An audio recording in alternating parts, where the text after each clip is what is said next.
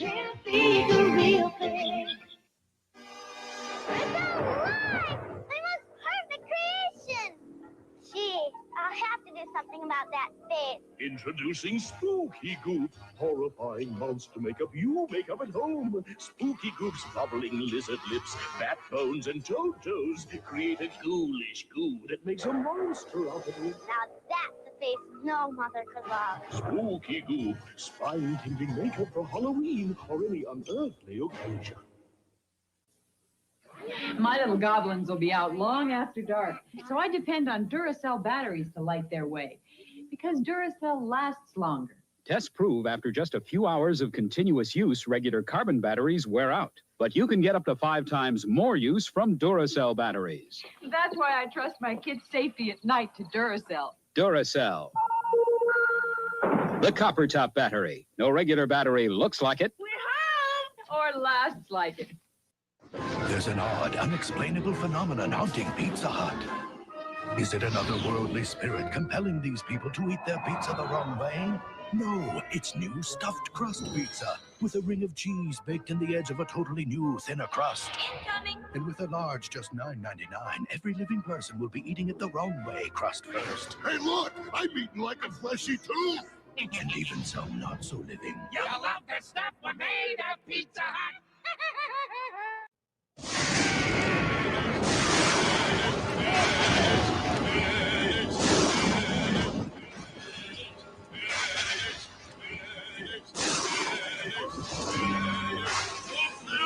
Dunkin' Donuts is proud to announce we've created a monster. Introducing a haunting collection of minis for Halloween. They're alive! Alive! Minis are a fraction the size of our regular donuts, but they have the power to attract very interesting guests to your Halloween parties. More sprinkles!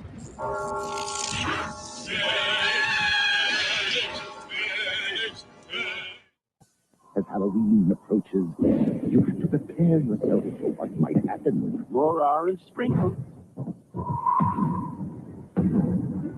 It's a special time of year, and Dunkin' Donuts is dressing up their donuts for the occasion. And here's the werewolf. So come to Dunkin' Donuts and get into the spirit of Halloween. We'd like some Halloween donuts, please. Oh, of course. There's a new cereal in the neighborhood with O's and ghosts. Tastes real good. Ghostbusters! Marshmallow ghosts, fruit-flavored O's. Ghostbusters taste great with milk and juice and toast. A nutritious breakfast with the ghosts. Ghostbusters! Fruit-flavored O's. Ghostbusters! Marshmallow ghosts. Ghostbusters! Hey, what you gonna crunch? Ghostbusters! Halloween is coming, my favorite holiday. I give my friends something special. Nestle bars. They're made with real milk chocolate. And in the spirit of the season, here's what Nestle is doing for me. You get $1 refund with every 2 specially marked Nestle mini bags. And $1 worth of coupons in every specially marked Halloween pack. There are my friends now. Ow! You scared me. Nestle bars! Get real savings on real chocolate from Nestle.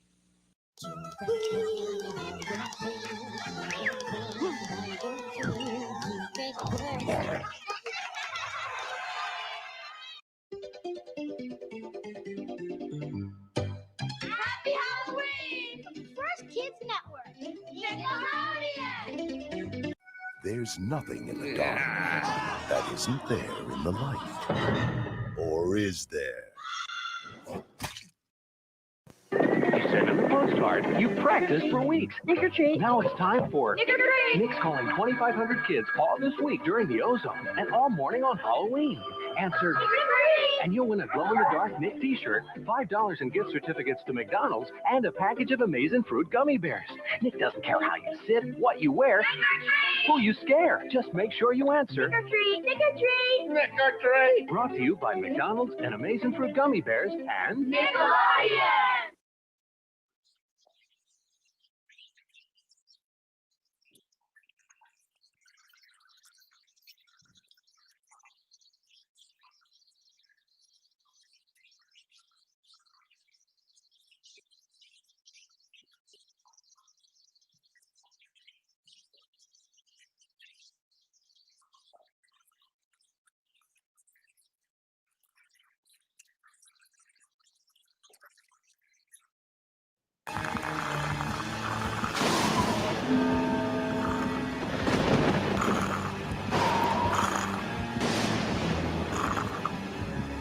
master of kid suspense, R.L. Stine, brings your favorite books to life in an all-new Fox Kids television series.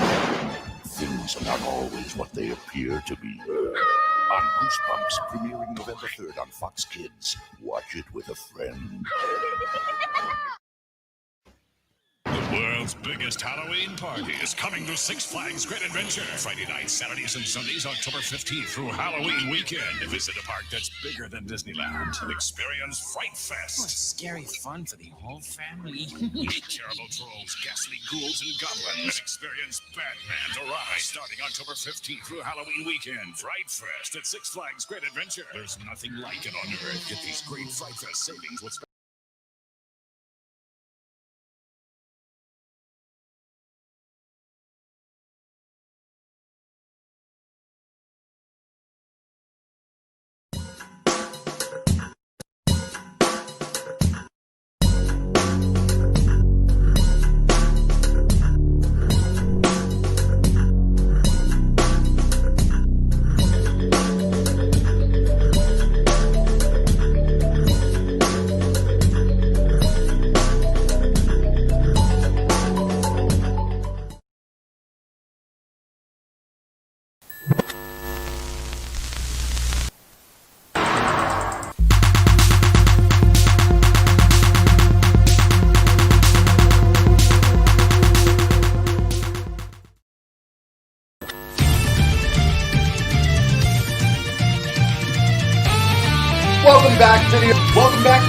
Welcome back, video creeps. What up, you guys? What up? Welcome to my channel, Video Creep. Make sure you hit subscribe.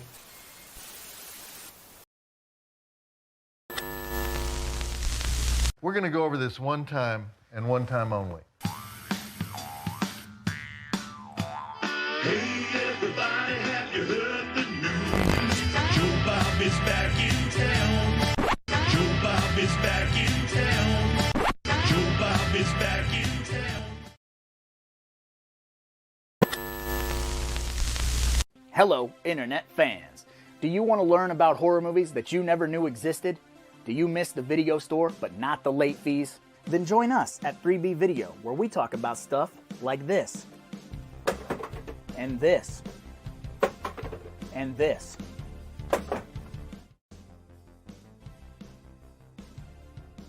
If you'll excuse me, I've got some videotapes to return.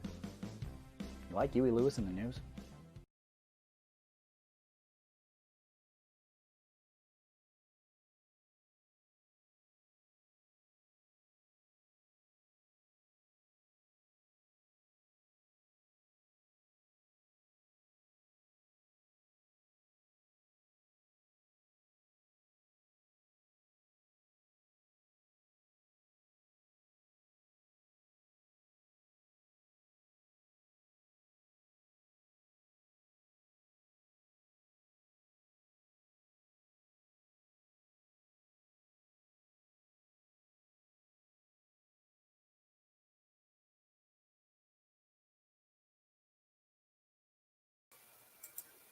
What's going on, everybody? Welcome to the Scene Snobs Podcast. We were off last week, but I am back and I'm full effect this week. It is Halloween week, and I have a very special guest co-host this week, and I'm very happy to bring him on. He was on the showcase last week with Mr. Brian Biddle, and we're going to talk about, we're going to promote something we're doing together. We're hosting a 24-hour Halloween movie marathon called the Mutant Halloween Marathon. Starting in October 31st at 2 p.m. and ending on November 1st at 1 p.m., give or take a few minutes here and there. But I want to bring him on, Mr. Frank Somma. What's going on, Frank? How you doing, sir? I am doing very well. I got this hat tonight. I'm extremely excited about it. You will never see me not wearing it until the springtime now at this point. So I'm real happy. How are you doing? I'm doing great, man. I'm great. And thank you for coming back on the show. It's always so much fun. Oh, yeah, man. And I always have a good time having you on. And we had a great time on Friday. And then we kind of went on early and then got off so we could watch the Halloween Hideaway Joe Bob gig. Yeah. What'd you think, man? What'd you think of that so far? How'd that go for you? I think that the segments were amongst the best they've ever done. I know like a lot of people were like turned off almost by how like produced and scripted it was. I don't even want to say a lot of people. Some people may have been like weirded out by that because historically Joe Bob has made it feel like it's not scripted at all. Yeah. It's always scripted. He is extremely scripted. Like he's very much he wants to say things very particular and very specific, but like he makes it so that you think it's live and kind of like just like spur of the moment. You think that like sly glance that Darcy gave him was like not planned, but it was planned. You know, all these things are planned, but the hideaway immediately felt planned, clearly, because they did the whole Camp Crystal Lake scene up front where they were saying that they were in Jersey. Clearly that was planned and scripted, and then they were in front of a fake cabin, and it felt very like scripted, like I keep saying. But I loved it. I just liked it a lot. I really liked them like putting some some, I don't want to say thought. I just like some, I don't know how to explain it, but I liked it a lot. I thought that there was going to be more of a payoff with Yuki and John Brennan disappearing. Like Yuki went up in the tree or something, and like like I thought at the end we were going to get something from that, but apparently it's leading up to their next episode. He said online that like there's going to be a payoff later on about that. So the movies, Haunt is all right. Haunt is good. It's the second time I'd seen it. Yeah. I don't know if I exactly think it like fits in perfectly with the drive-in mythos and such.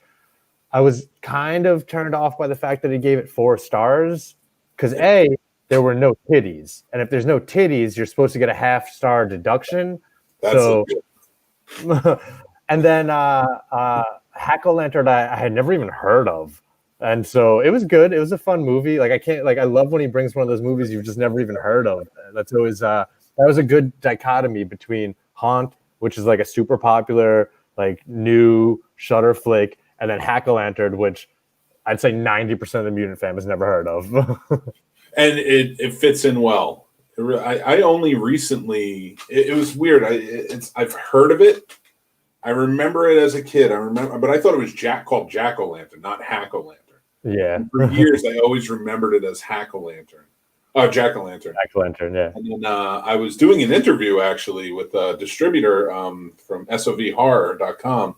He finds old movies and old VHS movies and just distributes them. And he was talking about Hack-O-Lantern, and I'm like, which one is that? And he explained it to me, and I'm like, oh my God. So I went and I watched it. The only place I could find it was on YouTube. Mm-hmm. And I went and I watched it, and I'm like, wow, this movie is crazy. And I'm surprised this doesn't like make the rounds more in a weird way. Makes sense. Yeah, I'm sure it will now. Like, he brings it to the forefront, and now it'll be like a lot of people's like go-to for the Halloween season. So that's the great thing about it. Like, you bring one movie that like is already popular enough because it's on a streaming service, it's brand new. Everyone's watched. I watched Haunt as soon as it was released, and then you bring another one that people haven't heard of, and now suddenly it's going to be one of their go-tos. So that's awesome. Yeah, I definitely think that Haunt was, I agree. I don't know that 4 stars does it, and you're right. It should have been deducted the half star, but at least a half star for not having any breasts. But I mean, I gotta be real with you. Like, I mean, it was a good movie, but it's like a 3-star movie for me. Yeah. Like, I mean, to say it's 4 stars means it's perfect, and that wasn't a perfect movie to me. What did you think overall, though, like about the segments and everything in general? Well, I love the fact, being from New Jersey, loving going to Blairstown every once in a while just to celebrate the Friday the 13th franchise. I thought it was great that he was building it up. And, it's like, oh, we're here in classic Blairstown, I like that they didn't overly push the Friday the 13th motif. Right. Like you kind of got to figure it out, Hardened fans do, but yeah. So Camp Nobi Bosco is the camp where the first Friday the 13th was filmed. A couple people have been talking online since the Joe Bob special about getting together with the mutant fam and like camping out. And some people commented, oh, Camp Nobi Bosco, they do tours. But their tours are very structured. There's hardcore rules. They are an ongoing Boy Scout camp. And so there's kids camping there. And so the tours are like, you can't sleep there. You can't camp out. You can't go do your own thing. You are shown around by a tour guide who's like, here's where Kevin Bacon died. You know, here's where Adrian King chopped off Mrs. Voorhees' head. But like, you can't, like, one of the rules, I was reading through the FAQ, can I run around with a fake machete and a mask? No, you cannot. I was like, what the fuck's the point? I don't even want to go then. Yeah, it is. It's so I visited there when I was younger, through doing Boy Scouts and stuff like that. And I didn't really see anything because I didn't know where to look. But I mean, I was at the lake and it was pretty cool. But a buddy of mine, they actually do sleepovers, but it's the way they do it is you have to email them on their newsletter. Okay. And then they do a special VIP. So it's like, I think it's like $1,500. Oh, wow. And then that's when, and it's only for like some, like you couldn't get like a whole crew together to go. Well, what's some? 5, 10, 15? I think my buddy had like 15 or 20. That's a pretty good crew. I couldn't imagine that many more than that, like many people really showing up. Like if we could get 20 people for $1,500, that's a deal. Oh, no. 1,500 each. Oh, shut the fuck up. That's fucking crazy. No, that's not happening. Or at the very least, it was him and his buddy were 15. And that's still like a lot in my opinion. Yeah. But there are camps. Weirdly, there's camps next to it. You can rent. I believe one of the sequels was a camp next to it, so that makes sense. And then you just happen to cross over to the other side of the lake, and you're like, "Oh, I didn't mean to. I had no idea, officer." Well, I made it after that. It was weird. I made it a very Friday the 13th filled weekend because I had a premiere I went to here in Virginia for a movie called Voorhees. It's a fan film that was. It's a feature film that I was lucky enough to meet and interview the director. And awesome kid. And he made a pretty damn good Friday the 13th movie. You know, is it going to be available to watch online at any point? It will be. Its premiere is on Halloween. Oh, sick. I will definitely watch that. Yeah, he did a great. He even took the actors up to Blairstown to shoot the first 5 minutes of the movie. And then he shot the rest here in Virginia, of course, because it's where he's from. And he made something different. I mean, listen, it's better than some of the movies in that franchise for sure. Did you watch Never Hike in the Snow's premiere a couple days ago? Not the new one, no. How is it? Was it good? It started off real strong. It had some good scenes, but it felt like it ended abruptly and that it was not a full story. But I understand that Vicente, what's his name? DeSanti, whatever his name is, the guy who directed it. I understand that he wants to do like 5 of them. So I feel like he was really opening up the story for what he wants the next 3 or 4 to be. But I just didn't expect for it to end so abruptly. So that kind of took me off guard because the first one was an hour long, Never Hike Alone. And the second one was only like 28 minutes, 25 minutes maybe.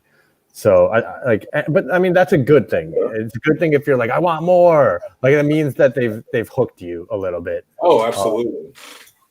And he and I'll get because this Cody Falk is the director of the movie, and he did a 99-minute movie, and it works. Like there's a lot of characters in there that maybe didn't need to be in there, but they weren't. I mean, that's every Friday the 13th movie. Yeah, no doubt. You have to have fodder for him to kill.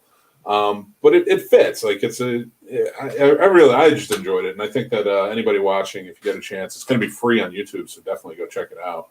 That's awesome. That's super exciting. But yeah, I mean, I made it like a Friday the 13th. I was playing Friday the 13th, the game. I was just having a good time with it, just going in. Right, dude. So I went to Spirit Halloween today. I was looking to see if I could flesh out my Leatherface costume. I don't know what I'm going to be. Like, I wasn't certain that I'm going to be Leatherface this year. I just happened to have a Leatherface mask from Trick or Treat Studios. I was Michael Myers 2 years ago. Last year, I was Mario because my daughter was Princess Peach. This year, I was like, things are different. So I was thinking about going as Leatherface because I have the mask sitting around. So I was like, oh, let me go see if they have an apron and a chainsaw. And they didn't have either. I'm like going 3 days before Halloween. It's my fault. But this was the last one of this hat, and I'm sorry to bring it up again. I just love this fucking hat. It is awesome. I was like, this is the best purchase I've ever made. That's what I love about Spirit Halloween is all the little stuff that you can find, those hidden gems. Right. You can't find on the website or anything. I was gonna also buy. They had like a fake book, like it looks like a book, and then you open it up, you'd hide your like weed paraphernalia in it or something, and it said Springwood High School, and it had Nightmare on Elm Street red and green. And I was gonna buy it. It was $20, but I was like, I don't smoke weed anymore. Like, what am I really gonna do with this book? Like, now that I'm home though, I kind of regret not having got it. I'm like, I want to go back actually. Well, now you got to make the trip tomorrow. Yeah, I might. We got a lot of people joining us in tonight. Matt Courtney, what's going on, man? He says, good evening, gents. Chris Sale says, hey. Chris Sale is always good. He always pops in. Still digging the commercials. They're ending soon because Halloween's ending. I'll see if I can. But Christmas will start, and I'll start playing those. Hey, Kenyon. Whiskey loves the hat. It's a sweet hat, he says. Thank you. Appreciate it. Kenyon is my homie that runs the Bloody Sundays with me. We choose movies every Sunday afternoon for people to watch. This past weekend, we watched a movie called Bad Hair. Have you heard of it or seen it? I have not. How is it? It was good. So it's brand new. It just came out on Hulu on the 23rd. So it's fresh. We watched it on the 25th. I hadn't even seen it. I just planned it because I was like, oh, a new movie. Every Sunday, it's supposed to be like a social theme. Like the very first one was Maniac Cop and Are All Cops Bad? Second one was Candyman and structural racism. We've done like 15 of them now. I can't even think of them all of them off the top of my head. But Bad Hair is all about an African American woman who gets weaves in the 80s to be part of like a music television program. So it's about like society's norms of beauty was like our theme for the week. And her hair, turns evil and starts killing people. And it's always funny because like we'll get deep into the conversation sometimes. We'll be live tweeting it and we'll be like, have any of you ever experienced racism? And people will be like, yeah, blah, blah, blah, I've experienced. And then it's like, but the movie is like crazy absurd. It's not as serious as the conversation we're having, I now I want to check it out. I missed that one, but if you get a chance, you should check out, have you seen The Shed yet? I have, yeah. Okay, that was a pretty good one. I like the idea of the abuse that kind of went with it, and like the kid kind of keeping everything bottled up, like the vampire. I had an interview with the director, and he kind of like enlightened me on a lot. And he was telling me, he's like, the whole point of the vampire being stuck in the shed is he is taking all the abuse and everything that he suffers, and he's kind of shoving it inside and trying to keep it down. Whereas it's just gonna get out if you keep doing it that way. There you go. That's awesome. I was like, that's a really cool theme for a movie, and I think that's why I gravitated towards it so much.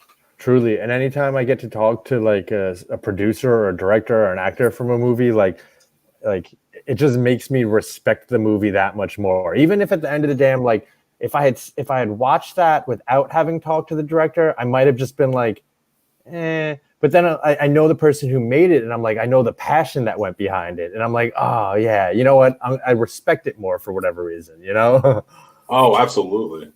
I'm starting getting to the point doing this. I'm just like, I see a new movie, and I'm like, hey, will you be on the show? Talk about your movie. The newer the movie, or the smaller the movie, the more likely they are to say yes. They're like, you got to shoot your shot, and like. There's not a lot of people asking some of these smaller directors, like Jay Sims. I forget what his first name is. The guy who directed Bad Hair. His Twitter handle is Jay Sims something. I don't think he has a lot of people reaching out to interview him. Like he's not a famous director, and so when that person reaches out to ask for an interview, they feel honored. They're like, oh snap! Like someone wants to talk to me about my movie. That's great. Like. And they're likely to say yes. That is for sure, Nice. And it really is. Like, and I like to do it because I like to kind of highlight indie filmmakers, especially. right? Any way you can, like, build them up, because they're the only ones putting out content right now worth anything. That's super true. And even when we were having regular years that weren't the apocalypse, they're probably the only ones putting out anything worth anything, any movies worth anything. If you talk to my buddy Evan, he's the biggest hater of commercial movies and Hollywood movies. He would back you up on that entirely. I like some Hollywood movies, like I could get behind a few, but like for the most part, yeah, like most of the horror, like when I make my end of year top 10 type list, like it's all indie shit. Like, you know, yeah, they're just making what I want to watch. Well, let me ask you this, because I want to get your opinion on it. For me, yeah, I was talking to, weirdly enough, I know I'm referencing a lot of interviews I've done recently. It's all good, though. They're kind of all over the place. One director who did this documentary, direct-to-video, and it's all about 90s direct-to-video horror. Okay. Really cool doc. If you haven't checked it out, definitely check it out. And I was kind of asking him, like, you remember those days, and I know you remember them too, of like going to the video store and just like spending an hour or two or whatever there, looking at the boxes. Which one's speaking to me tonight? Which one am I taking home with me tonight? You know, that type 100%. Of feel. What do you think? Like, this year, this is the first year since video stores have been gone. I've kind of felt that way, even with streaming services, like, because there's nothing there. So everything's going to be new to me, because I don't want to always go back to binge a TV show or always go back to an old movie. I want to find something new. Mm-hmm. So I find myself trying to find new stuff. And I've been very lucky, you know, to find a lot of the cool stuff that I have. So I agree. This month specifically, I've tried to watch newer horror movies, because most of the year, as we're doing Friday Night Frights and all the marathons we do, like we just rewatch older stuff. So like I felt that we were getting towards the end of the year, and I like to have like a top 10 list by the end of the year, like, of movies that came out in 2020 or 2019 last year. So like, oh snap, I got to catch up. So like I just finished The Cleansing Hour just right before we got on here. Bad Hair, let's see, Rent-A-Pal, The Owners, Come to Daddy, The Wolf of Snow Hollow, Vampires vs. the Bronx. I've been Extraordinary was insane. One Bedroom, #Alive. Like, so I've also felt pretty happy with what I've been able to find. And when you're scrolling through either Shudder or Netflix or Hulu, you know, it's similar to being at a video store back in the day. Like, I'm still judging things based on the cover that's showing up in front of me. Yep. But we do have the benefit of then also like immediately having the trailer stream right in front of you, and then just to be able to pick up your phone and be like, well, what did this get rated on Rotten Tomatoes? And like, you know, we have like, I appreciate that, because there were definitely a few movies that the cover looked amazing back in the day, and then you rent it and watch it and you're like, that cover, the art on the cover never even happened in the movie. Why did I rent this movie? You know, there's so many movies like that too that reach out to you that just they stole you at the cover. And one thing I do want to say to everybody watching, throw in the comments movies that you remember renting just based on the cover, that, you know, whether you liked it or not. Let us know in the comments and we'll talk about it. But one that sticks out to me, and it was a poster. And I remember in 1990, it was Tremors. It was like on the wall. Oh yeah. And I had never heard anything about it. I had never seen any marketing for it. This is after it came out in theaters. Now it's coming out on VHS. And in the rental store was the poster. And I just remember being terrified of it. And I was just like, oh my God, what is that thing coming up after him? And that is one I will say did live up to. Oh yeah, Tremors is a classic. I haven't watched the newest one that just came out, but I've been hearing people speak a lot of good things about it. Yeah, I gotta check it out. I'm like 2 behind. I have to go through and just kind of rewatch as much as I can. I just rewatched the first and second one with my 8-year-old, so that's awesome. I think we're gonna go through and just check them all out. You gotta, and I'm sure he'll enjoy them. That's a perfect 8-year-old horror movie, because it's not like is not. I mean, it's so absurd. They know that shit's not going to happen. They're not going to be like having too many nightmares about it. It's not Jason. It's not like Hannibal Lecter, God forbid. Like it's a giant monster, and that's what gets them into horror, you know. Oh, and yeah, you're right. That's the best way to put it. Is like it's a perfect like 8-year-old horror, like to get in and to binge the whole thing. I think will be a lot of fun. 100%. And he's all about it. I've been waiting. So, my ex-wife refers to this book called "The Secret Language of Relationships." It's an astrological book that not just like gives you your relationship with every other astrology sign, but it gives you your relationship with every week of the year. So it's called a decan. So like I was born between the 22nd and the 30th of January. My daughter was born between the 1st and the 7th of November. So it'll like break down your relationships that granularly. And before my daughter was even born, we got her, you know, we knew when her birth date would be and we were looking, and it specifically said that we would get along by watching horror and sci-fi together. I was like shocked how like specific that was. I was like, yes. I was like, I can't wait. I can't wait for her to be like 5 or 6 years old and watch Star Wars. And she's 7 now. And she won't quite watch horror with me yet. But she's always liked being scared. Like, for instance, when she was like 2 or 3 years old, she would watch The Land Before Time. And I don't know if you remember the very beginning of The Land Before Time, but there's thunder striking and a Tyrannosaurus Rex trying to eat another thing. And like it's scary to a 3-year-old. And she would run around the table, like screaming and closing her eyes and looking and closing her eyes. And I was like, yes.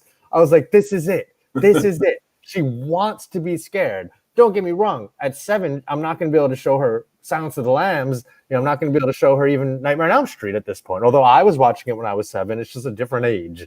But we're slowly getting to that point. We're slowly getting to the point where I feel like I'll be able to watch like Gremlins or Tremors or, you know, stuff like that. You know, yeah. You know that for my 8-year-old, I kind of had to get him into it in that way where it was like, all right, I'm going to show him Ghostbusters. There you go. You know, I'm going to show him like the family-friendly ones. Like, okay, here's the Goosebumps movie or whatever, and like slowly but surely into that. And then like he kind of graduated. He loves Friday the 13th now. Nice. He loves the Halloween series. I haven't shown him Nightmare on Elm Street yet because that first one can. That one's pretty messed up. And even the second one is like pretty adult. Yeah. And so like, but then you get into the rest and it's kind of like, okay, you know, she's doing skip the first two. No. And so I'm going to wait on that. I think he needs to be a little bit older. That The Exorcist, those movies like Silence of the Lambs.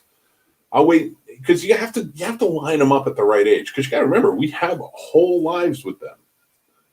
And you want to have all of those experiences where it's like, I want him to enjoy everything. Like, I didn't want him to watch Star Wars till I knew he was in Star Wars. I know. I tried it way too early. I have like a picture of my daughter when she was 8 months old, hanging onto the side of her pack and play with the scroll coming down. And I was like, yes. Like, it was a good picture of her looking at the screen. But within 5 minutes, she was done. You know, like... Oh, definitely. And once you get into it and they are into it, you're going to love it. You're going to have so much fun. And yeah, I'm still in the phase where like I got to get into what she's into. Like she's really into SpongeBob. She's really into, you know, the ponies and Monster High girls and stuff. The biggest win I had when she was like 4 or 5 years old, I went to a Comic-Con in Austin and I got her a Batgirl, DC Superhero Girls figure, and she latched on to that. She now owns every single DC Superhero Girl figure. You know, she has Wonder Woman and freaking Supergirl and just all of them. And she's watched the cartoons and stuff. And I'm a Marvel guy through and through. Don't get me wrong. But if she's going to get into comics at all, like, all right, cool, you can get into those. That's cool. I'll watch these cartoons with you. I feel like this is something we can bond over. It's not My Little Pony.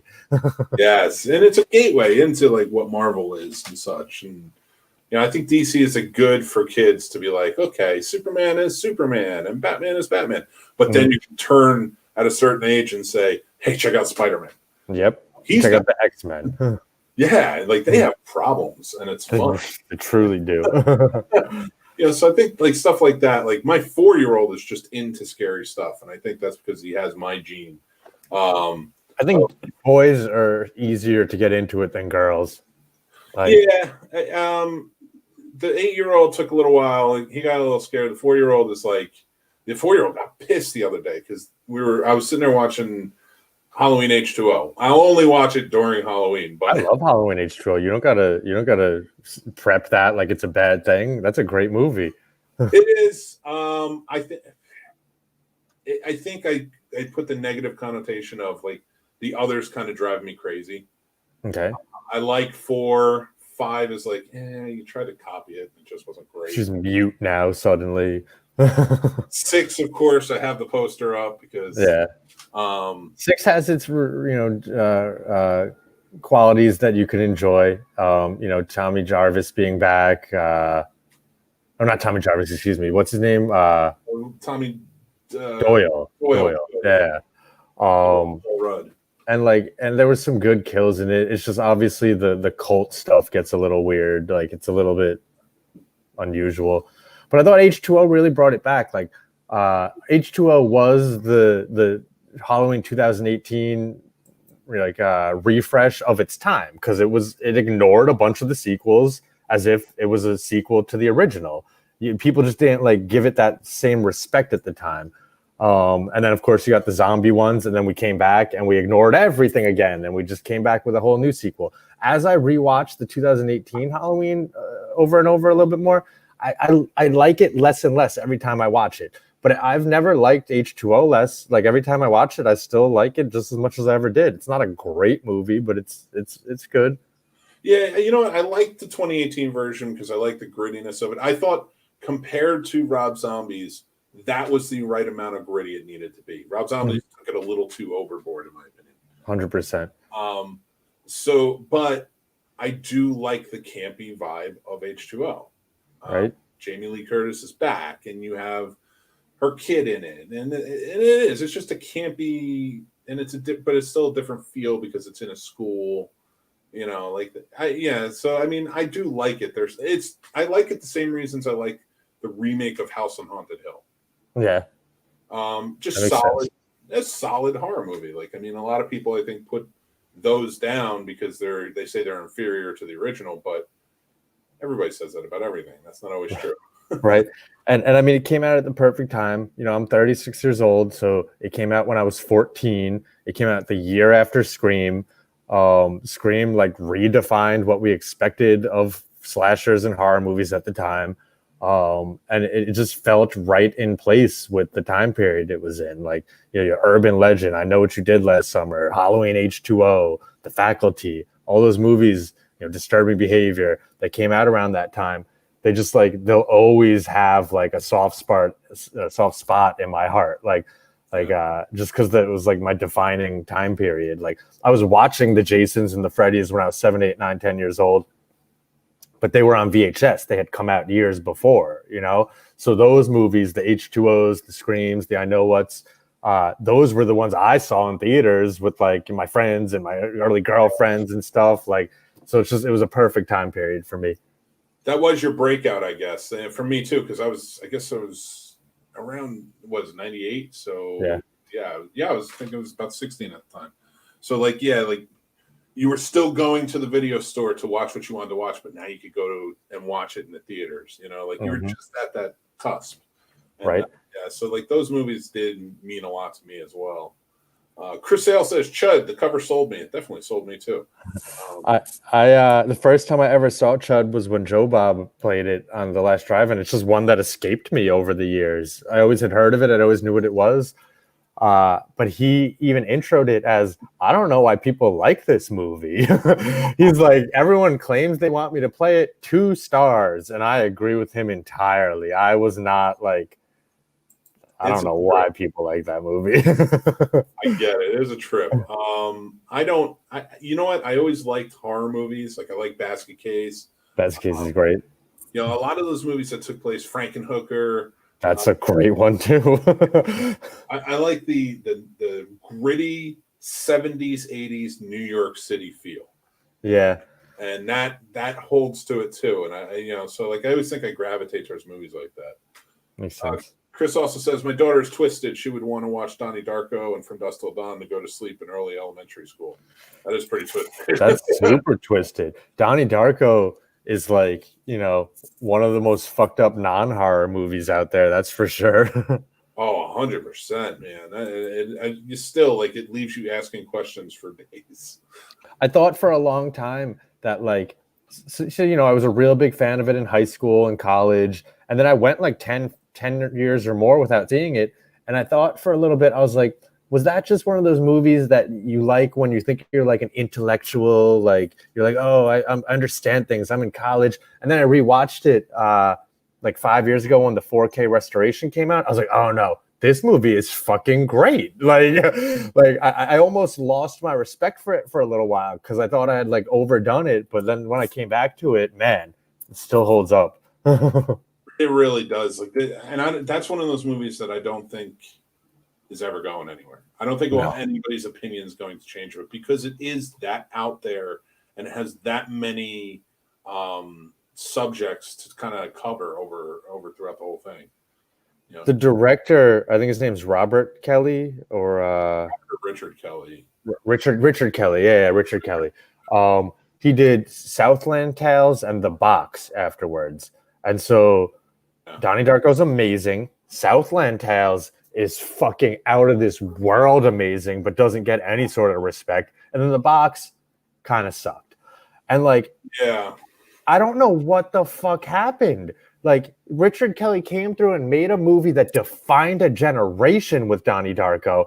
I thought he was going to be huge. I thought he was going to be like the next Richard Linklater. I thought like, Dazed and Confused and Suburbia and, all the movies Richard Linklater's made, freaking like he defined like the slacker generation a little bit.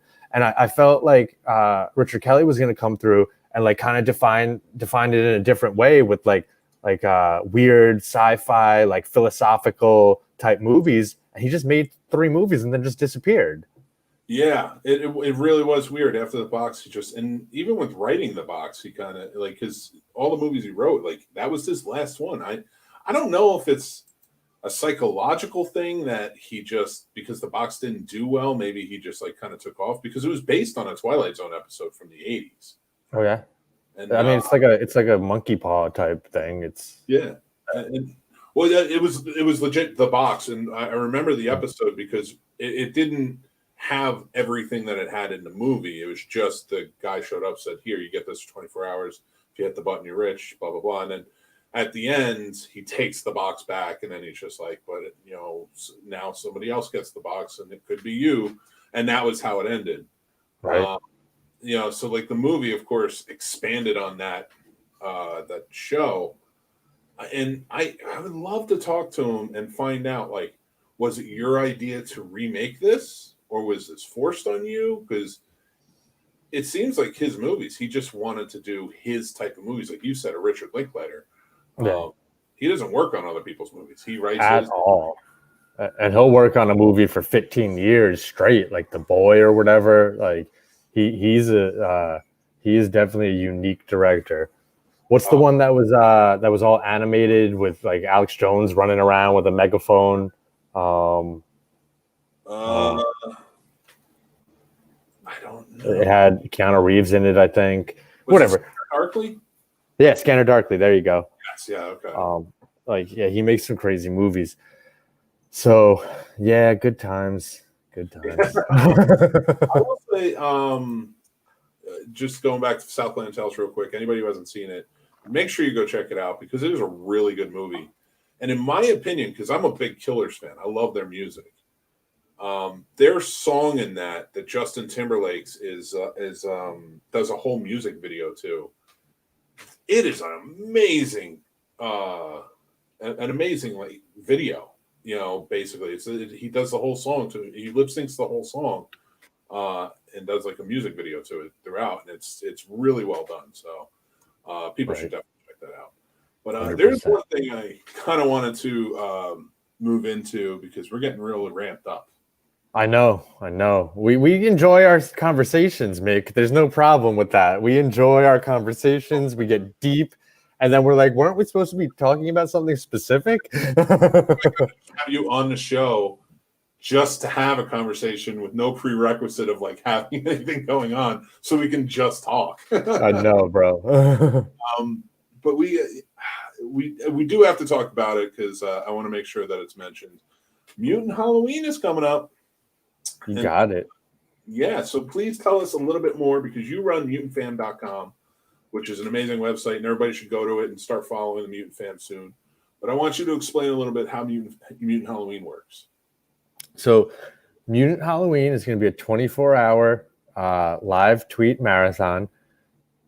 We've been doing this since Memorial Day, I guess. Memorial Day is the one in May, right? Labor Day is in September.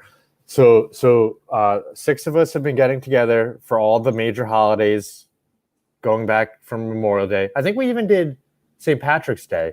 But so St. Patrick's Day, Memorial Day, 4th of July, Labor Day. MutantFam.com, Mutant Theater, Mutant Cafe, Killer Horror Critic, Monster Movie Happy Hour, and Ritual Light and Sound podcast.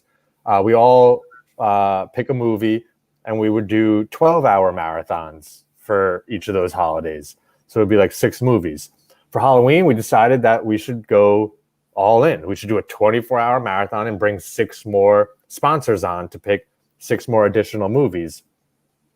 So Brian brought you on. I brought on Survivor's Guilt. Evan brought on Breanimator, Heavy Horror. We got Castle of Horror. Halloween Year Round, The Old Man's Club. I think that's it. I think I hit everyone. But so it's just gonna be a 24-hour marathon where it's press play on your own copy or press play on wherever it's streaming. So if it's streaming on Hulu or Prime or Shudder, you press play at a specific time and we all tweet along. So we're starting at 2 p.m. on Halloween afternoon with Trick or Treat, hosted by Brianna at heavyhorror.com. It's only on YouTube, so we're all going to have to watch the YouTube version of it. What's messed up with Trick or Treat, have you seen how many people are live tweeting Trick or Treat this week? And I feel like it's people are doing it to try and be different. Because I've watched that movie once in my life. I am a huge horror fan, but I've only seen that movie once. And now suddenly everyone is like, oh, let's watch Trick or Treat from 1986. We're not talking about with Sam. We're not talking about the new Trick or Treat. We're talking about Trick or Treat. And I remember the first time I saw this movie, I bought it in Walgreens in like 1997. This and Rock and Roll Zombies. And it was the reason being is because the cover had Ozzy and the cover had Gene Simmons on it. And I'm like, a movie with Ozzy and Gene Simmons called Trick or Treat, I'm in.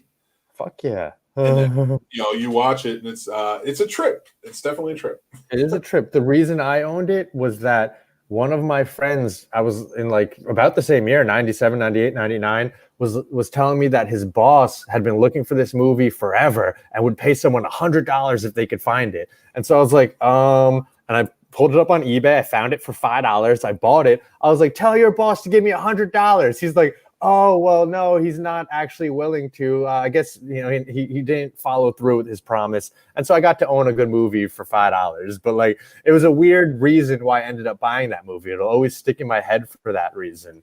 But I only watched it once. I owned it on tape. I put it on. I watched it. I took it out. And I moved on with my life. But so now watching it. And now we're going to watch it. Yeah. So Fright Rags just live tweeted it this Saturday.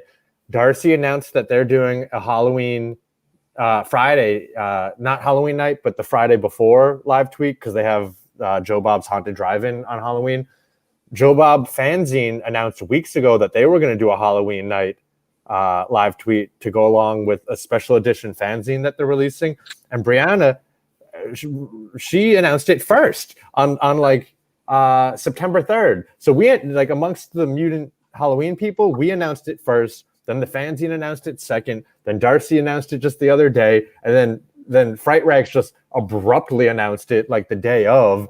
And so I kiddingly announced that Midnight Marathon this Friday, we're just going to watch it on repeat. We're just going to watch it 5 times in a row. Why not? Oh, that would be classic. That'd be a hell of a troll. Right? Make everybody tired of it by the time it gets there. Right. Yeah, So, I mean, that's a movie that, like, I just really, like, I'm surprised everybody's going with it. Like, I get it. It's a good movie. I get it for the marathon. I don't get it for a special viewing. yeah. Makes sense. Yeah, it does. And, it is what it is. I'm glad it's getting the respect and the screenings that it deserves. Just like Hack-O-Lantern, suddenly this is going to become a new Halloween classic that, like, the people who are choosing it clearly love it for a reason. Like, they're not choosing it because, the fanzine, Jen from the fanzine isn't making a whole special edition fanzine because she doesn't love this movie. Clearly she loves it. Brianna clearly loves it. It was her first choice. Darcy clearly loves it. And now it's going to bring it out to a whole new generation of people, just like Hack-O-Lantern, who hadn't seen it. And now, like, instead of just every year watching Halloween, 1 through Resurrection, for the 25th time, we have new movies that we could treat as annual, go-tos. Well, it's funny. I like the idea of everybody kind of doing that and finding something. Like, if this year's Trick or Treat, I hope everybody next year is like, okay, let's not do Trick or Treat again. Mm-hmm. Let's find another hidden gem Halloween movie. Not the same stuff all the time. Like, let's watch Jacko from 1996. Never heard of that one either. It's a crazy movie. So you know what I think is one of the like close to, I mean, everyone knows this movie. I'm about to name a movie that everyone knows, but I feel like it's not given the due respect that it deserves, is Pumpkinhead.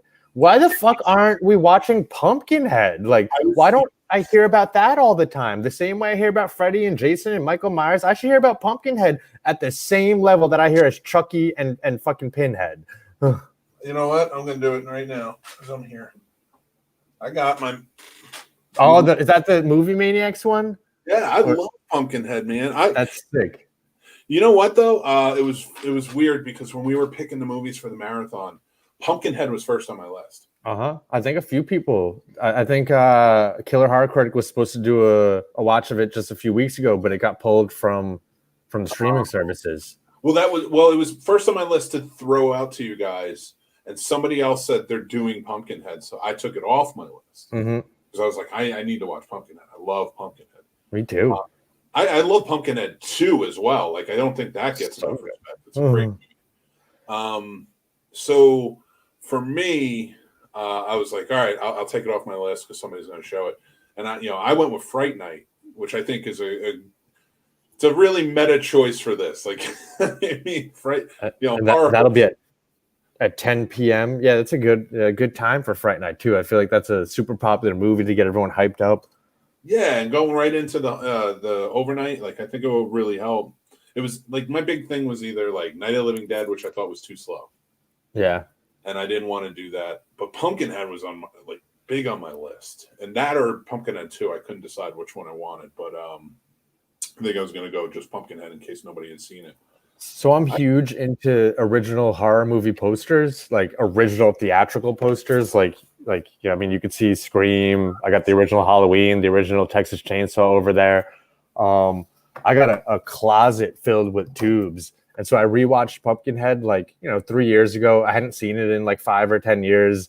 And I immediately went on eBay and bought the original poster. Like, you'd be shocked how cheap some of these like lower tier horror movie posters are there for $25. Like you would think, if I were to try and buy the original Halloween poster again today, I mean, I bought that when I was 15 years old. That's an $800 poster right there. Like Texas Chainsaw Massacre is $1,000 poster. But Pumpkinhead's $25? Like I think it deserves to be a little bit more expensive than that, but I'm grateful that I got it for that cheap. It really is. It's one of those ones that should go down, but I think Pumpkinhead, Candyman, which is starting to get more respect as it goes on.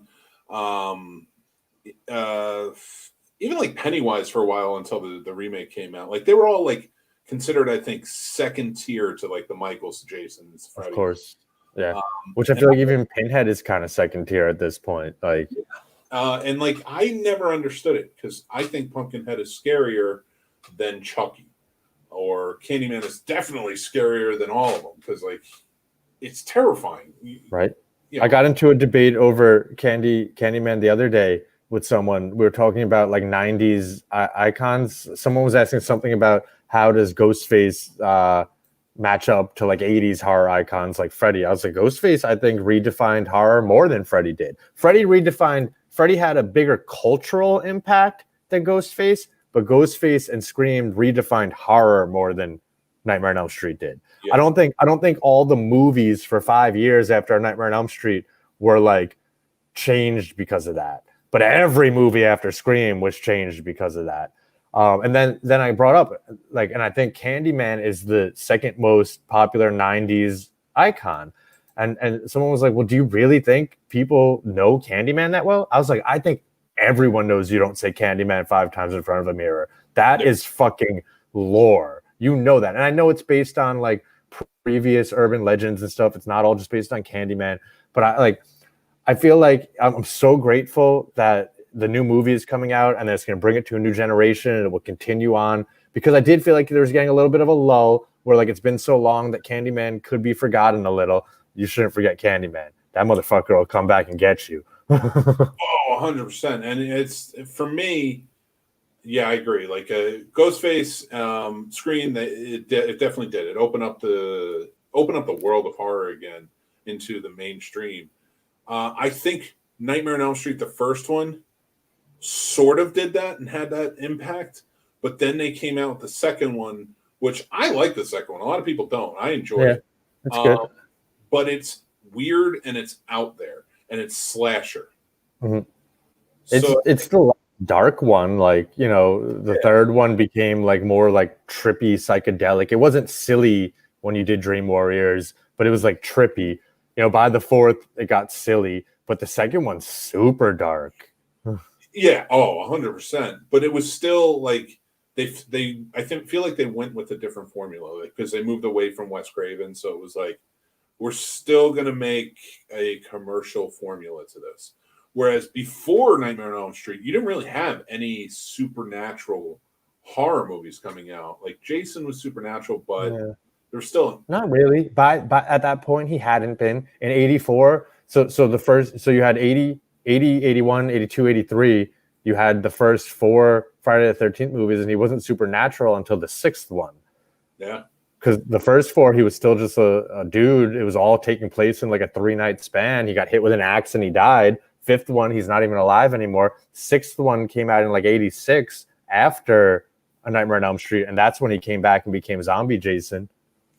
Yeah, and so for me, I feel like Nightmare on Elm Street could have had that cultural impact on horror movies, and I think it sort of did in a way where more horror writers were like, okay, Freddy's pretty popular. Let's make Hellraiser. Let's make Chucky. Let's make Pumpkinhead. Yes. But I don't think it was, I shouldn't say cultural. I think it was an impact on the film industry. You know, like, okay, we can open this up. Doesn't have to just be slashers.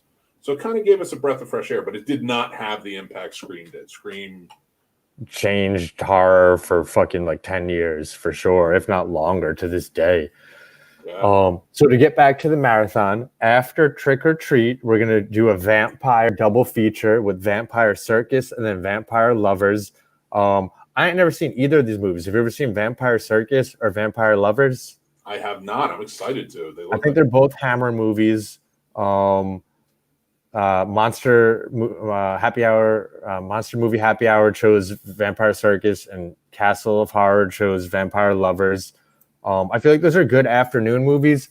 Older flicks like that, 72 and 70. Like I feel like sometimes you got to watch those when you're like kind of more awake. More like that's a good afternoon movie, and so that'll be fun. But then for the evening, you and Killer from Killer Horror Critic are owning it with Waxwork and Fright Night. That's gonna be the prime time. Like, come through and watch some crazy shit. and enjoy the hell out of yourself. And like, you know, you're tipsy, you're drunk by 8, 10, 9, 10 o'clock. You're like, yes, I love Fright Night. Like, I like love that. Waxwork too, man. Waxwork is so good. Yeah, for real. You guys really went hard back to back with that. I thought I wasn't sure when I was going to be, and I was like, at any point once you get from like around that 10 o'clock time frame all the way until every movie after it keeps you going. Like every movie from that point on, I think with the exception of Lords of Salem, which is a good movie, but it's a good coming down Sunday morning movie. Yeah, right. But everything keeps you going through the night. You really lucked out for like a new contributor to get that like 10 o'clock slot. Like I told Brian, so I host Midnight Marathon every Friday night. Friday Night Frights starts with Brian doing Mutant Cafe Cook Along. Then we do a Mutant Theater double feature, which is like just streaming through Shudder or Prime or whatever. And then at midnight, we jump into a website called Cosme, and I consider myself a horror VJ. I just throw on whatever I want or whatever people request.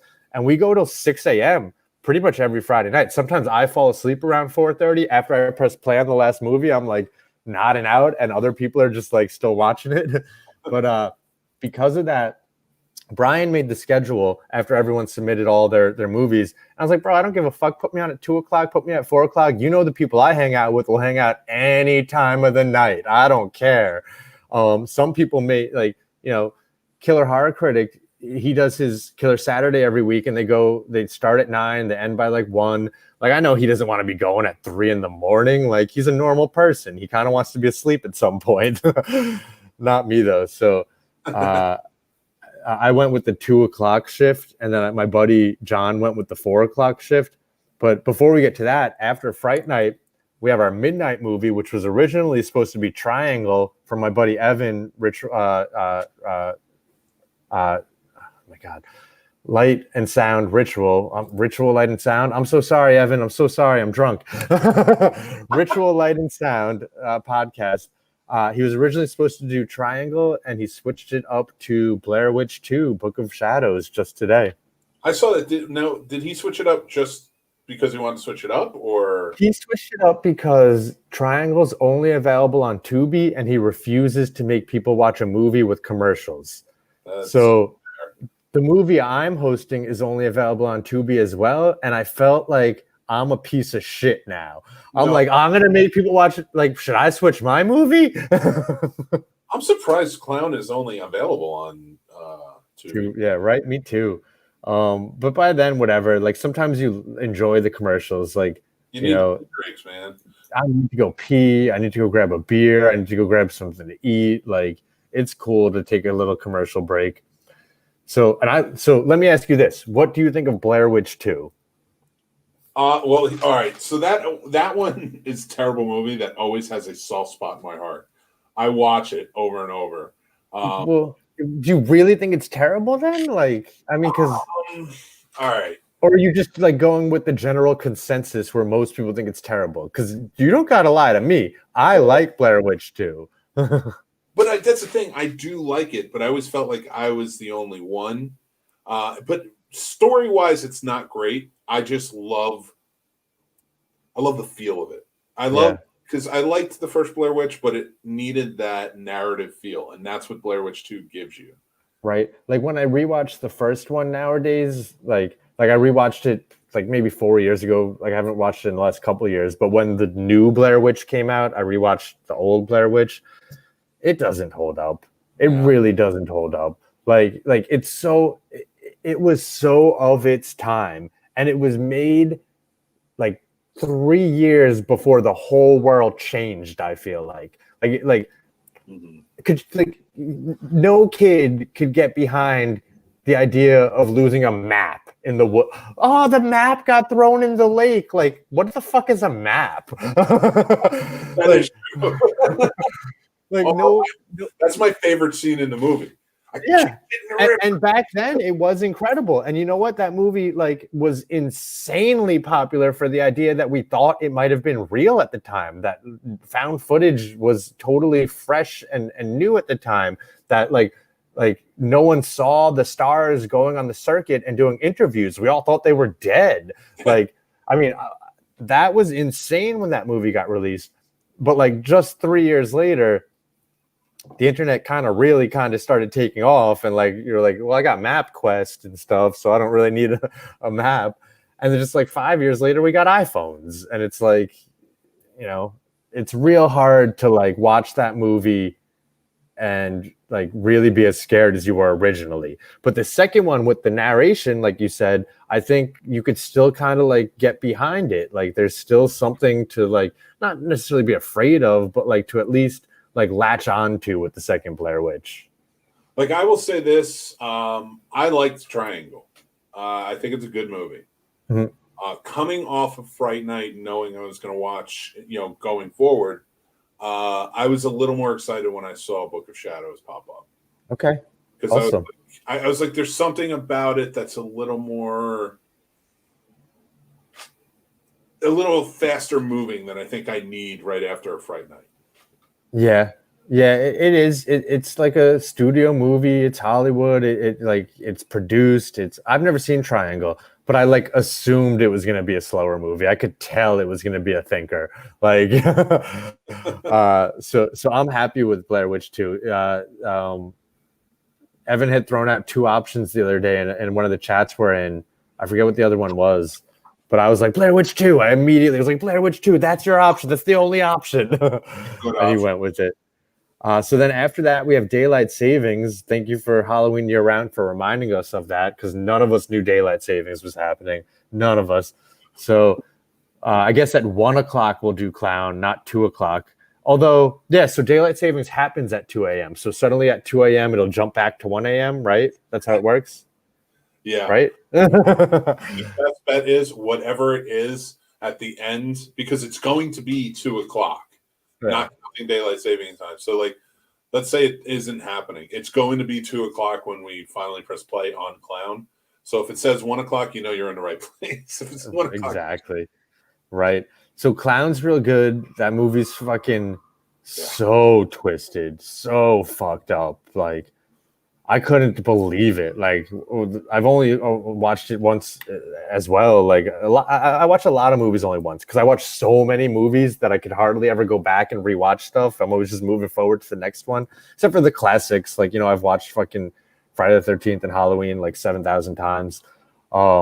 But man, that movie took me off guard. Like, I didn't expect it to be like, I got the gulag on right now, and like it's making some real scary sounds. It like freaked me out for a second just now. I'm like, wait, what does that sound? You hear that, right? Like it got loud for a moment, and I was like, uh-oh. The only thing that movie's fucked up. And then after we get the fucked up clown movie, we'll go for the fun clown movie. Which, Killer Clowns from Outer Space. Still has some of the creepiest shots, man. When they're all walking towards the town through that forest, that's like one of the best framed creepy shots in movie history. And I want anybody to argue that with me, because I stand by that. The Chiodo brothers did such a great job with that movie. For real. As cheesy as it is in different like aspects of it, and like the like how people look at it nowadays and such, like it definitely has some pretty creepy scenes in it for sure. And then, like you mentioned, Lords of Salem at 5 a.m., which is like a nice morning time movie to eat breakfast with. Yeah. It's not really nice to eat breakfast with, but Meg Foster naked running around. It's great. Right. But not Meg Foster, like 2009 Meg Foster. Dark Knight of the Scarecrow at 7. I've never even heard of Dark Knight of the Scarecrow. Have you? Yeah, it's you're gonna enjoy it. It's okay. A movie for sure. All right. It's twisted. What do you think of let's hop back. We jumped over Lords of Salem so quickly. Where would you like place Lords of Salem in the Rob Zombie pantheon of movies? Probably lower, but okay. I didn't dislike it. See, I agree with that, because like I like I love 31. There's a lot of people that would place 31 towards the bottom, but I thought that was a fucking good ass movie. I like the Halloweens, House and Devil's Rejects are terrific. So Lords was like one of the slower ones. It's like more of the like classier, like artsy fartsy ones, which it almost stands out as like kind of not like a Rob Zombie movie. I feel like it's really like not his style at all. Did he write that one? I'm not sure. I feel like he writes and directs everything he makes. Well, my big thing with Rob Zombie always was like the dude needs a writing partner, 100%, because like his movies are beautiful. There's the stylistic nature of all of them are great. I think they're awesome, but his stories tend to fall flat unless they're very simple. And 31 like had a simple storyline. Beyond simple. Haunt, obviously, a lot of people were bringing up 31 during Haunt the other night because Haunt was like a Hollywood polished version of 31, like not quite as gritty, That I would be happy to see 31. I'm surprised they haven't done it on the Last Drive-In yet. Yeah, I liked it. I'd seen it it was only in theaters for like 2 or 3 days as a Fathom special, and I went and seen it and dug it. What'd you think of 3 from Hell? It probably again, it's another one where he tried to get a little more. He tried to push it a little bit more with the story, and I'm just like, come on, Devil's Rejects didn't need a story at all. Like, I mean, the story was super simple. Like, I thought that they shouldn't have made it if Sid Haig couldn't be a bigger part of it, and that they pushed a movie through with an extra character out of nowhere. Like, that was unnecessary. Like I enjoyed the movie for what it was, but it was diminishing returns.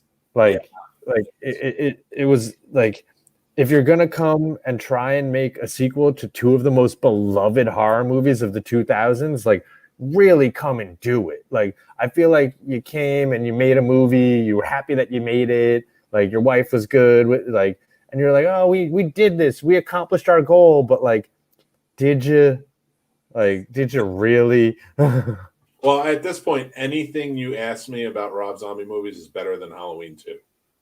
Yeah, I don't remember Halloween 2 very well. That's probably a good thing. So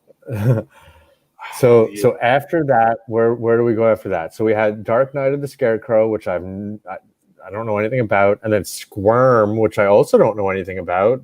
Bro, I feel like I'm not this Halloween's gonna like catch me up on some like old man shit here. Like, Squirm. I thought I was pretty well versed, but not as well versed as I thought. What's good with Squirm? Squirm is kind of a twisted movie, man. It's good though. It's a lot of fun. It's Jeff Lieberman movie. He also did Satan's Little Helper and a few other things. It's like worms that are. How do I explain this? Because it's just basically worms eating people. That's really what it comes down to. Like, it's like Tremors to me. Regular sized worms. Oh dang, that's sick. I can do that. It's an interesting, like they get into the people's bodies and stuff and like control them, and it's a weird scenario, but it's very cool. It's a very cool indie project of the time in the 70s. Cool. Worth a watch. But then we wrap it up with, I think, the gold standard of it all, Texas Chainsaw Massacre 2, which I saw in theaters 2 years ago. I went and saw it at Austin Cinema Arts Center with a couple of friends, and like, it was so cool to watch that movie in a theater full of fucking horror fans. Like just like fucking freaking out over everything awesome that happened. Like, I couldn't have been happier that night. And Chop Top, Bill Moseley, he liked and replied to some stuff the other day, so we're trying to push for him to come hang out. That'd be amazing.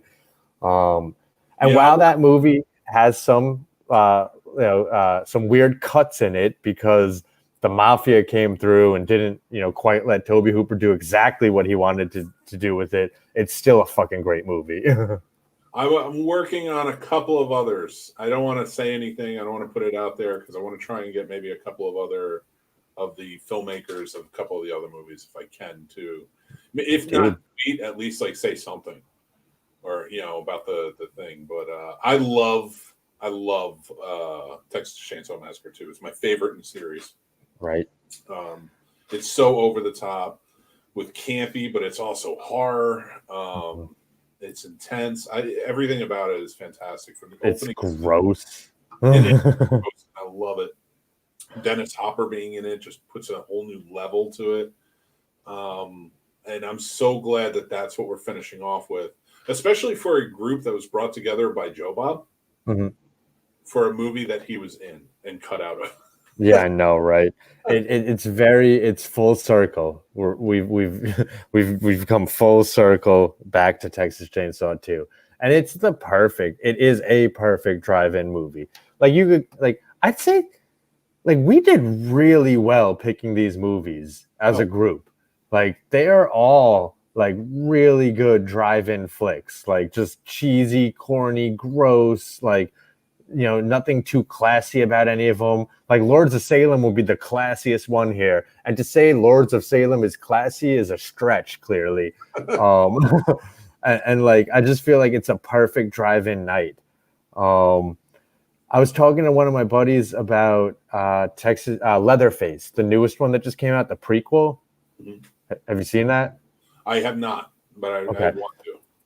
So I love the Texas Chainsaw franchise for the exact opposite reason that I love the Chucky franchise. I love the Chucky franchise because it's the longest lasting continuous story by the same filmmaker, Don Coscarelli, since 1988. Same exact story up until the most recent movie. I don't count the remake. I was so annoyed when they made a remake. But he's going to make a TV show which still continues the story. So we can just make believe that remake never happened. I love Texas Chainsaw Massacre because it's the most convoluted timeline, story-wise, creator-wise.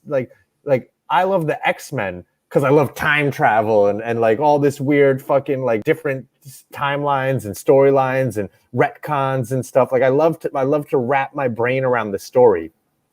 And so Texas Chainsaw has 1 through 4, then it has 2 remakes, then it has 3D, which is a sequel to the original, ignoring everything else, similar to Halloween in 2018. And then it has Leatherface, which is a prequel to the original, made by the same people who made 3D, creating a whole new trilogy. You have real quick. I want to do this again because I'm losing you on the map. Yeah. So it's the first one, the second one.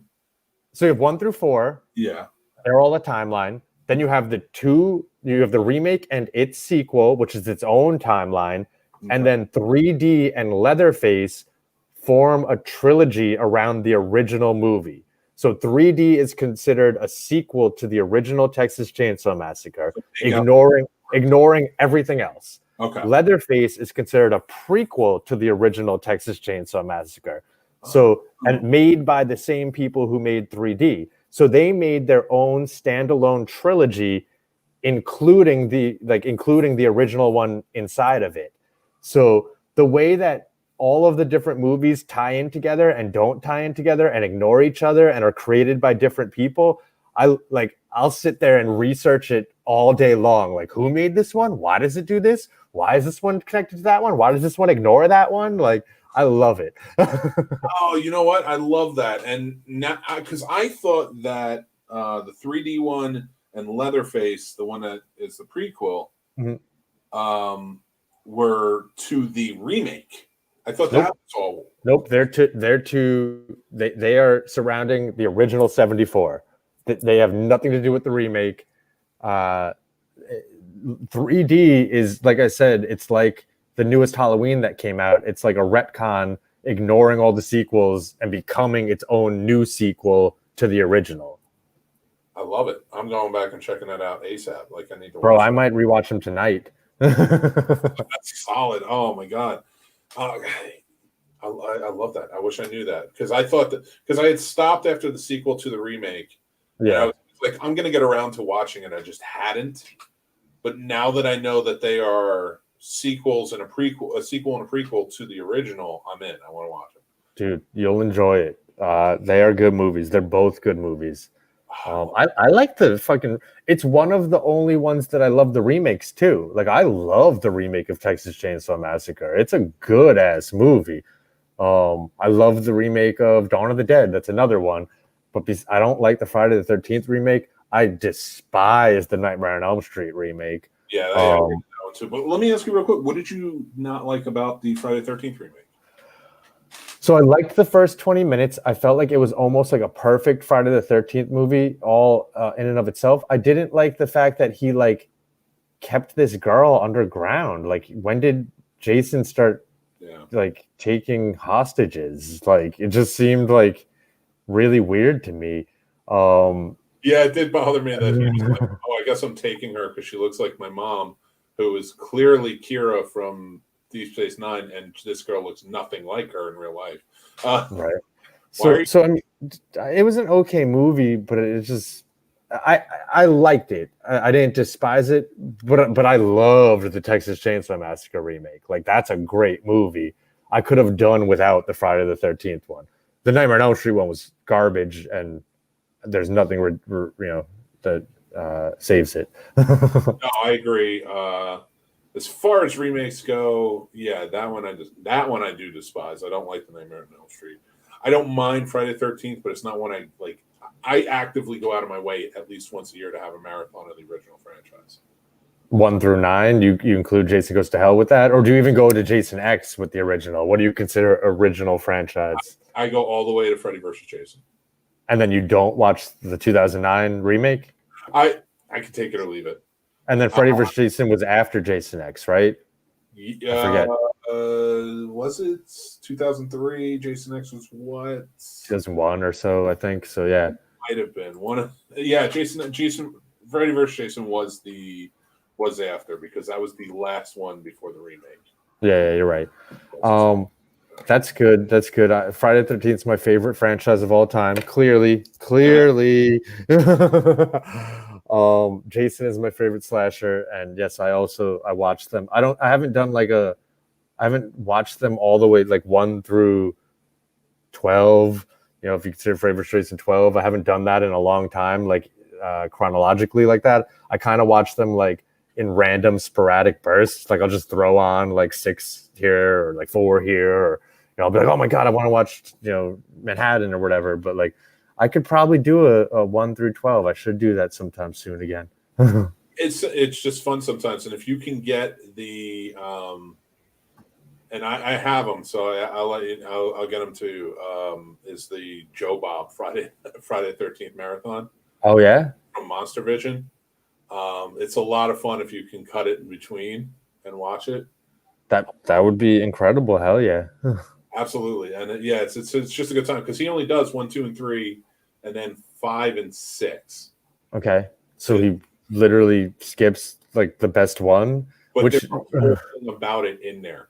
That's great that he did as his Friday the 13th watch along in March of this year. That kind of covers that. Yeah, I think why they did it is because he couldn't do it in the original, and the reason being it was a Halloween marathon, from dusk till dawn marathon. Chris, I just want to say, when you check out Texas Chainsaw Massacre, let us know what you think, because I'm going to be checking it out this weekend too, and also make sure, not this weekend because I have a 24-hour marathon. Maybe I'll start it off that way. But yeah, also join us for the Mutant Marathon. But Mutant Halloween, right?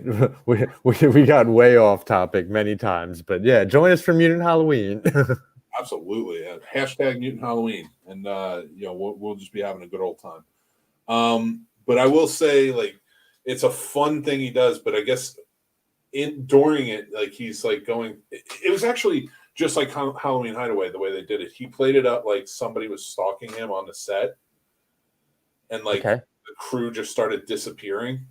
Okay, so he's like throwing homages to his old shows. That's great. And he would go through, and then finally at one point they finish up on 3.